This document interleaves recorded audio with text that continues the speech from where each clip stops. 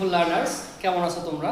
স্বাগত জানাই বিলাল লার্নিং ল্যাবে তোমাদেরকে, যেখানে আমরা মজার মজার অনেক ইংলিশ শিখি এবং আমরা অজানা অনেক ফ্রেজ শিখে থাকি।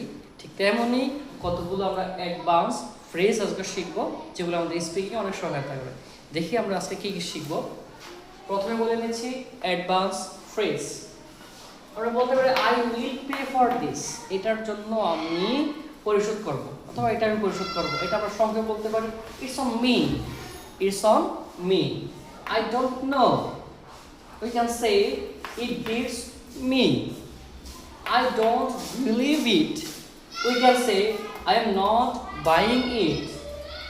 Decide quickly, we can say make up your mind.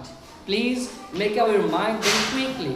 মানে কোনো বিষয় সিদ্ধান্ত নেওয়াকে বা চিন্তা করাকে আমরা বলতে পারি একটা সুন্দর phrase, make up your mind. আর দেবে কি বলবো? Make up your mind. You can trust me, আমরা এই ফ্রেজটা বলতে পারি you can count on me, you can count on me. I agree with you, we can say same phrase. I count with you, same phrase.